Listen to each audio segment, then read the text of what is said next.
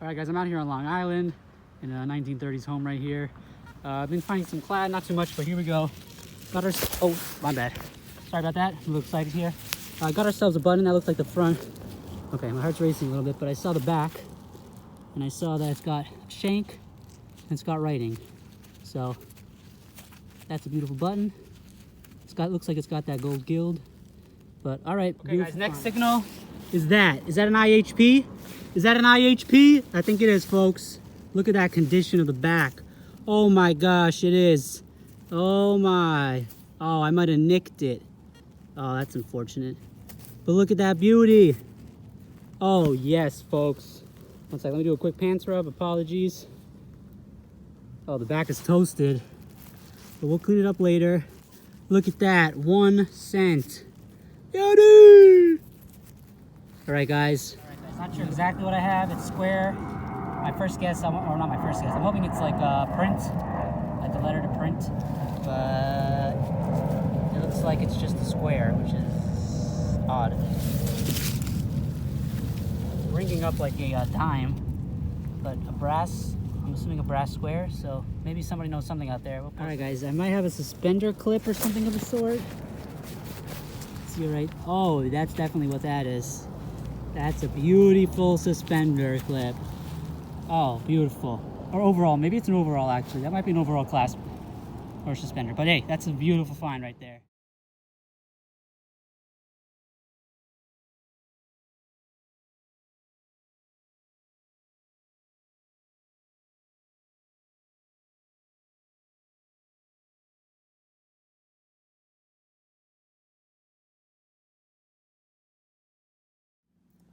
All right, everyone. Welcome to a little wrap up here. As you saw, just a short clips, a couple here or there. And there's a reason for that. I will get into that at the end of the quick wrap up. And the main reason why I'm making this video, I would like to get feedback from my fellow detectorists as well as the non-detectorists out there. So please stay tuned for that and don't just click out of it. Thank you. Anyways, some pennies, some dimes, some quarters, and then the good stuff. Yeah, it was a 1930s home. I did such a small portion of it. Okay, let me just get to it. I'm getting ahead of myself. The first interesting find is this thing. Rang up like a dime. So I think it's brass, square, not magnetic. Someone mentioned that on Facebook. It is not magnetic. The two consensus main answers I saw were either a whiskey stone, which is kind of like an ice cube where it keeps your whiskey cold without diluting it as it melts, or pyrite or galena, some sort of mineral or natural substance. I can't imagine this being natural, but I am not a geologist. I do like rocks. But anyway, yeah, some said it could be galena, which again is a mineral for crystal radio, which was like the original radio receiver in the early days of radio, early 1900s. But yeah, no idea what this is.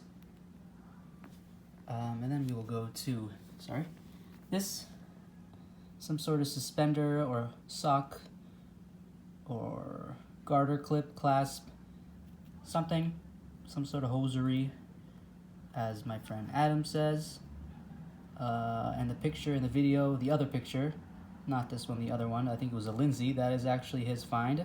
So shout out to Adam. I hope to make it up upstate New York and get to dig before it gets too cold. Or hey, even if it is too cold, if the woods don't freeze, maybe that is a good winter detecting trip that I'll think about. So Adam, let me know.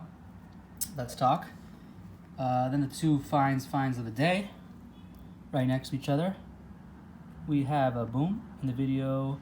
In the clip I didn't get a date on it, but I was able to scratch a date out, 1888. The back is beautiful. You can see the shield, the 1 cent, the wreaths on the side. This is my first house dug Indian, so pretty cool. 1888. And in the same exact time frame, I found it before, and as you saw in the video, right next to it is this beautiful gold gild button. Dated probably 1860s to late 1800s. So let me just show you this real quick. And again, not again, but let me give you a quick mintage. These were Indian head pennies. Some people don't even know this existed. Shout out to my mom. They were minted from 1859 to 1909.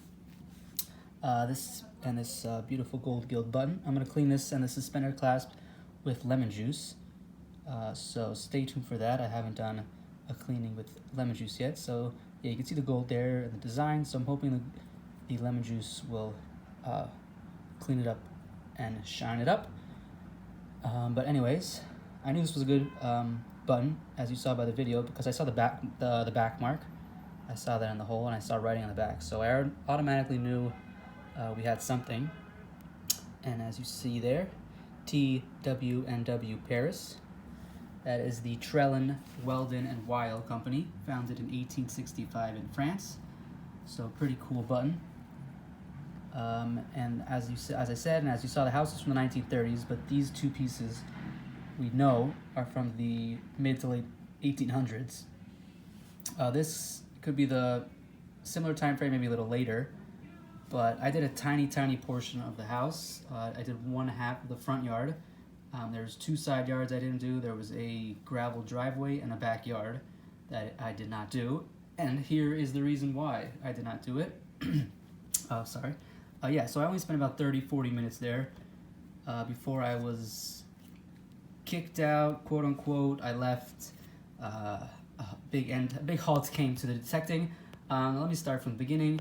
I was there because I know someone who knows the owner. Let me preface, I did not have a written permission from the owner. I know they say written permission is always the best. I may have even made a joke before I started that, residential, kind of a nice neighborhood. I don't have written permission, but the person who took me there, who knows the owner, said it's not a problem, don't worry. So I was there with the owner, with the person who knows the owner. They were watching me detect. They were pretty interested. They were amazed at what I was already finding just from a few minutes. This guy gets in his car. The person I was with may have even said something to him. He got in his car, drove away. That was it. The person I was with took me there. They left. I was now alone. This guy pulls back up into the same spot right in front of the house I was detecting. He sits in his car. This is all a little bit in hindsight now. He sits in his car. He watches me. I actually found this. This was the last thing I found. I know I made a fist bump. I was happy to find it. I took a picture of it. This is all. Now I'm laughing because he was watching me the whole time doing this. I took a picture. I fist bumped. I believe I nodded and smiled and said hello to him because that's just who I am. I just assume everybody's out there for the greater good, and I'm just having fun. I'm pumped. I had very little change, very little trash, 4 amazing finds in a very small area of the house in a very short amount of time. This is where it all ends. He asked me, I believe, if I'm the owner. I say no. I explained to him how I arrived at the situation. Shout out to small town murder and crime and sports listeners. No one's gonna get that unless you listen to those podcasts. But anyways, I told him I'm not the owner, but I know someone who knows the owner, and that's how I'm here. He accused me of trespassing and stealing. He's very rude. He doesn't really care what I have to say to him. He came there with an objective. Didn't really care what I had to say. He said he'll call the cops. I said that's fine. He took my picture. At that point, I just said, okay, I'll stop, and I left. It just kind of soured the mood. In hindsight, I should have stayed, let him call the cops. I should have called the person who I had known and let it have gone from there. But I was really shocked and just kind of really sickened. It actually really upset me and ruined my day for a little bit. He has my picture, which is funny and kind of weird. He lived across the street in an apartment. Not really even across the street. He lived diagonal in an apartment. So, yeah, I'm just curious what you guys think out there. Yes, I did not have written permission, so he's kind of in the right, but sheesh. Come on, man. I don't want to use the word male Karen, but hey, it's out there, and that's kind of what he was. He was just very rude, disrespectful. He's lucky he it was just me and not somebody else who isn't as patient or respectful, or yeah, because that could have gone poorly for him. He feels like he won, and now he's living rent free in my head, which sucks. But yeah, I hope to get back out there. Actually, I would love to finish that house.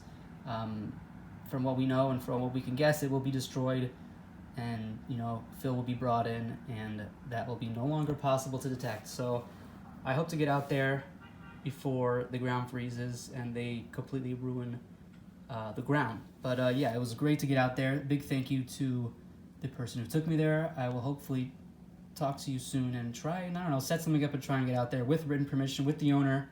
I'd love to be out there when that guy shows back up. That would be fun.